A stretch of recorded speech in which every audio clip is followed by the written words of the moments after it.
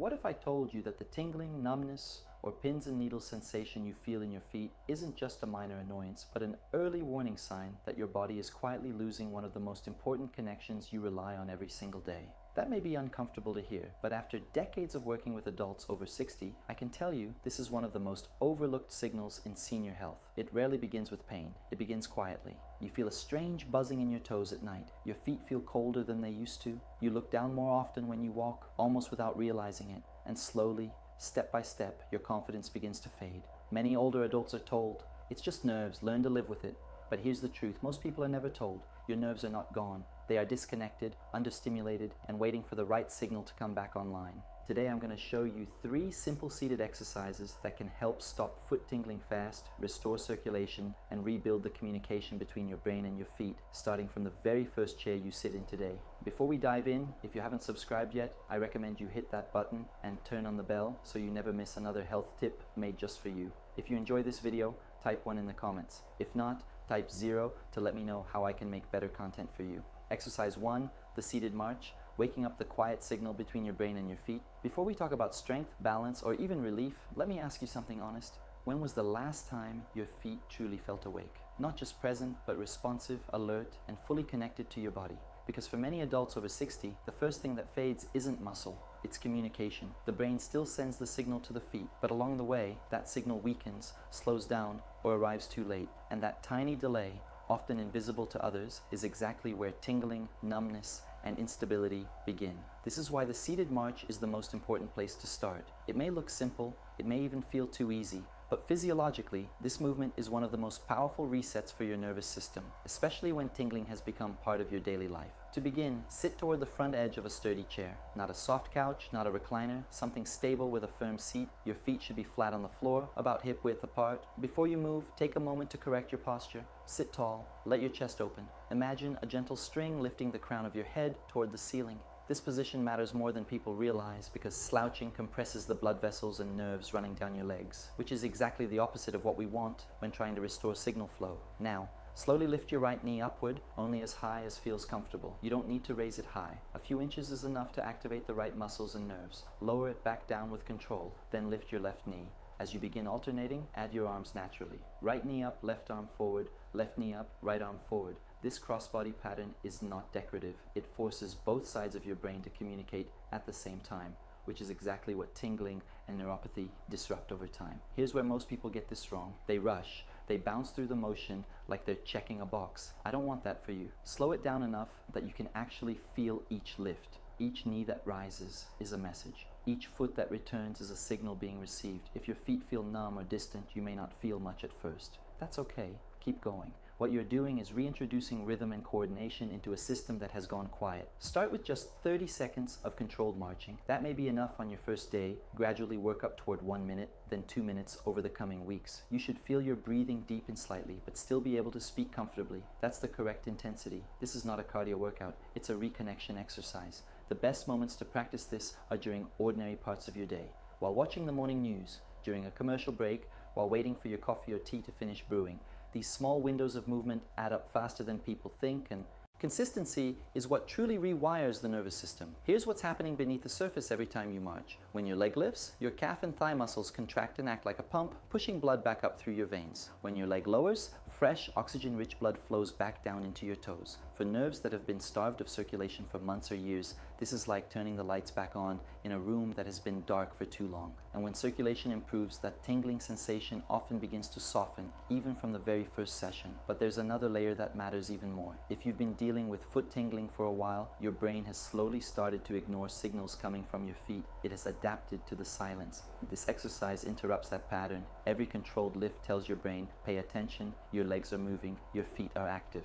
That single message, repeated daily, is how reconnection truly begins. If one leg feels weaker, slower, or heavier than the other, that's not a problem. That's information. It tells you exactly where your body needs more attention. Move at the pace your body allows today, not what it could do 10 or 20 years ago. And if balance feels uncertain, keep your hands lightly on the sides of the chair. That small safety gives your nervous system permission to focus on the movement instead of worrying about stability. Ignore this first step, and the tingling you feel today often turns into heaviness, hesitation, and eventually instability. But when you catch it early, and feed your body the right signals, the changes can begin within days, not months. Many patients tell me their feet feel lighter, warmer, and more responsive after just 1 or 2 weeks of consistent practice. That's not coincidence, that's physiology returning to balance. But waking up the signal is only the first layer. The next layer is about teaching your feet to feel the ground again, because the muscles that lift your toes and stabilize your ankles are often the exact muscles that quietly shut down when tingling begins. And that's exactly where we're going next. If you're still watching and finding these insights helpful, please comment number 1 below to let me know you're with me. Now let's move on to point number 2. Exercise 2, the heel to toe rock, restoring control where most foot problems begin. Let me describe a moment you might recognize. You're walking across a room, and without noticing, your steps have become quieter, shorter, almost like you're gliding instead of stepping clearly. That small change is not just aging, that's your body adapting to a loss of control in your feet. When the toes stop lifting properly, even by a fraction of an inch, the risk of tripping increases dramatically. And when tingling is present, this shift happens even faster because the brain is no longer receiving clear pressure signals from the ground. This is where the heel to toe rock becomes essential. It's safe, controlled, and one of the most effective ways to reawaken the small muscles and nerves that keep your feet responsive. To begin, sit upright in a firm, sturdy chair with both feet flat on the floor, about hip width apart.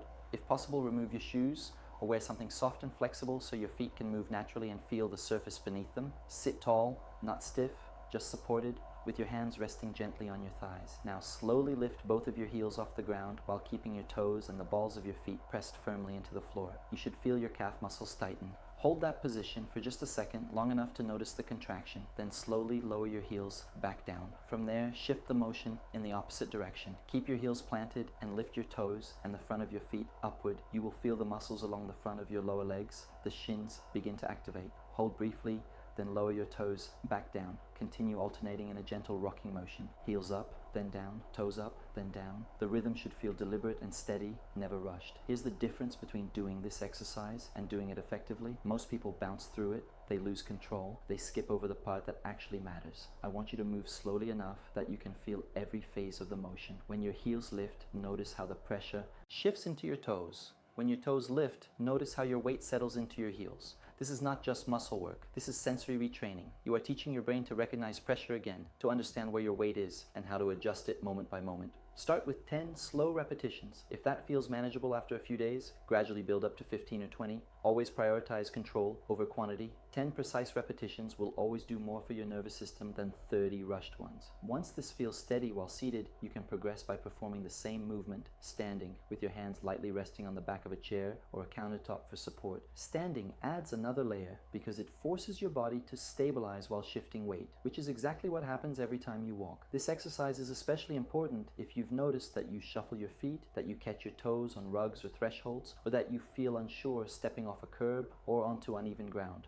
Those are early warning signs that your body is losing the toe lift pattern, and once ignored, they often lead to falls. But there's something even deeper happening in this movement. Every controlled rock restores what doctors call proprioception, your body's ability to sense where it is in space. When tingling has dulled the signals coming from your feet, your brain begins relying on guesswork. It starts using your eyes to compensate. You look down constantly. You walk more slowly. Your posture shifts forward. And over time, that cautious pattern feeds the very instability you're trying to avoid. But when you practice this exercise regularly, something shifts. You begin to feel your feet again. Your steps become more deliberate. You lift your toes without thinking. Patients often tell me, I didn't realize how much I had lost until I felt it coming back. That returning awareness is one of the most powerful signs that your nervous system is re-engaging. There's also a circulation benefit many people overlook. When your heels lift, your calves activate and help pump blood upward through your legs. When your toes lift, the muscles along the front of your lower legs engage and help regulate fluid balance in your feet and ankles. For older adults who experience swelling, heaviness, or cold feet by the end of the day, this single movement can bring noticeable relief within a week or two of consistent practice. And here's something important to understand. The tingling you feel isn't simply a signal that needs to be silenced, it's a message from your body asking for better circulation, clearer communication, and more consistent movement. This exercise answers all three at once, and it can be done almost anywhere, at almost any time, as long as you have a stable chair and a few quiet minutes. Now, we've awakened the signal, we've restored the pressure response in your feet, But there's still one final piece missing, the piece that determines whether your feet can actually respond when the ground changes under you, and it has everything to do with the smallest muscles in your body, the ones most people have completely forgotten exist. Exercise 3, the seated towel scrunch, waking up the silent muscles your feet have stopped using. Most people believe balance comes from the legs, but what if I told you that balance actually begins in your toes? I've had many patients over the years who could walk, stand, and even exercise regularly, but when I asked them to move their toes with control, they couldn't. Not because they were weak in the usual sense, but because the connection had gone quiet. That's the hidden face of foot tingling. The smallest muscles in your feet slowly stop receiving clear signals from the brain. They don't disappear, they simply go dormant. And when that happens, your foundation becomes unstable without you ever realizing it. This is where the seated towel scrunch becomes incredibly powerful. It targets muscles that almost no other exercise reaches, and it does so in a completely safe seated position. To begin, sit comfortably in a firm chair with both feet flat on the floor. Place a small towel on the ground in front of you. A thin hand towel or kitchen towel works perfectly. It does not need to be anything special. Now place one bare foot on the edge of the towel. Take a moment before you move. Feel the floor, feel the fabric under your toes. Even if the sensation is faint, that awareness matters. You are already beginning the work of reconnection. Now, using only your toes, try to grip the towel and slowly pull it toward you. Spread your toes, then squeeze them down against the fabric, then drag it inward. Release and repeat. Continue gathering the towel bit by bit until the entire length has passed beneath your foot. At first, this movement may feel surprisingly difficult. Your toes may not respond the way you expect. They may feel slow, uncoordinated, or even completely uncooperative. You might think, this is strange, I can walk, but I can barely grip a towel. That reaction is not failure. In fact, that is exactly why we are doing this. Each time you attempt to grab the fabric, you are sending a signal from your brain down to your foot. And even if the response is weak today, that signal is still being processed. Over time, that pathway strengthens. The message gets clearer. The muscles wake up. Aim for 10 to 15 repetitions per foot. Move slowly enough that you can feel each contraction. If you rush, your foot will compensate with larger muscles and you will lose the benefit entirely. This is one of those rare exercises where going slower creates dramatically better results. Once this begins to feel easier, you can progress by replacing the towel with small household items. A few marbles, coins, or even a pen. Try picking them up with your toes one at a time and placing them into a small bowl or container. This adds precision, which is exactly what your nervous system needs to fully reconnect with your feet. This exercise is especially important if you've noticed that your feet feel dead or unresponsive, that you have trouble gripping the floor when walking barefoot, or that you feel unstable on uneven surfaces like grass, gravel, or carpeted stairs. These are signs that the fine control in your feet has quietly faded, and without it, your balance becomes increasingly fragile. And here's the consequence many people don't see coming. When the small muscles in your feet stop responding, your body begins to rely more and more on your eyes to stay balanced. You start looking down constantly when you walk. Your posture shifts forward, your confidence drops. You hesitate on stairs, in hallways, even in your own home. And over time, that hesitation quietly becomes part of your identity, shaping how you move, where you go, and what you feel safe doing. But when you rebuild control in your feet, something remarkable begins to happen. You start trusting the ground again, your steps feel more secure, your movements become smoother and more natural. That quiet fear in the back of your mind, the fear that your feet might not respond when you need them, begins to fade. And that is one of the most underrated forms of freedom an older adult can recover. One important note, if you have reduced sensation in your feet, always check the skin afterward for any signs of redness, irritation, or small cuts, especially if you're practicing barefoot. Healthy skin is part of healthy feet, and a quick inspection takes only a few seconds. Take your time with this one, stay patient, stay consistent, because when you combine this movement with the seated march and the heel-to-toe rock, you begin to create something much greater than a set of exercises. You build a complete system of communication between your brain, your legs, and your feet, one that supports every step you take, every time you rise from a chair, and every moment you trust your body to carry you through the day. What you do today shapes the next 5 years of how you move, stand, and live. There's something I want you to reflect on tonight, not with fear, but with honesty. Your body is not as forgiving as it once was. What you ignore today does not stay the same. It quietly progresses. The tingling in your feet, the hesitation when you stand, the subtle sense that your balance is not quite what it used to be, these are not random. They are early signals, and if left unaddressed, they often lead somewhere very real.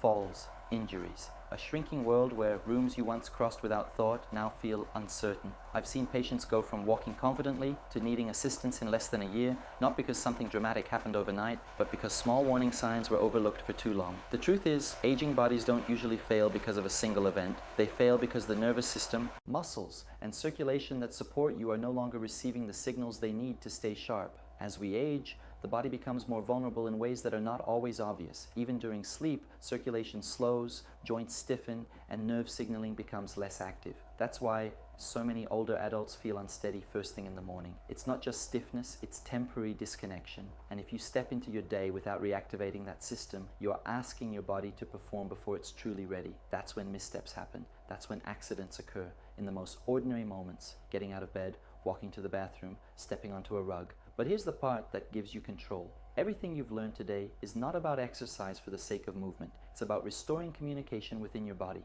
circulation, nerve signaling, coordination, foot control. These are the systems that keep you upright, steady, and independent. And the truth is, they don't disappear suddenly. They fade gradually unless you actively maintain them. If you commit to these 3 simple seated movements, even just 10 to 15 minutes a day, you are not only improving how you feel today, you are shaping how you will live 1, 3, even 5 years from now. Imagine waking up in the morning and feeling your feet respond clearly beneath you. Imagine walking through your home without looking down at the floor. Imagine stepping outside, going for a stroll, visiting family, doing the things you love without that quiet fear in the back of your mind.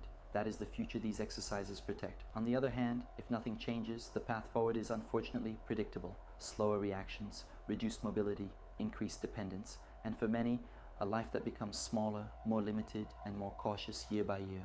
This is not about doing more. It's about doing what matters, understanding your body, adjusting your habits, protecting your future, one simple, consistent action at a time. Because independence is not something you wait to lose before you value it. It's something you preserve, one small decision at a time. So starting tomorrow morning, before your first step out of bed, ask yourself one simple question. Am I preparing my body for the life I want to keep living? These 3 exercises are not a magic cure. They are something far more valuable. They are a signal to your body that your nerves are still wanted, your feet still matter, and your future still belongs to you. These lessons are meant to inspire you to live fully and authentically. Now, I'd love to hear from you. Take a moment to reflect and share one thing you've learned and plan to apply in your own life. Let's support each other on this journey toward embracing these truths. If you enjoyed this video, please leave a comment with 1. If not, feel free to comment with 0. Your feedback means a lot to us. Don't forget to like, share, and subscribe to our YouTube channel for more content like this. Thank you for watching, and here's to living life on your own terms.